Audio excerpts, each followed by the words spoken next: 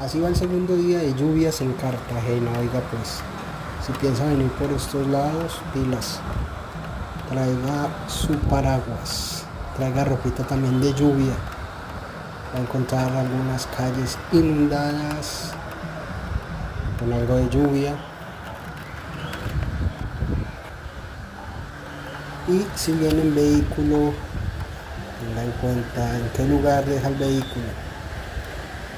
El agua, la lluvia, la misma inundación puede que genere problemas en su carro.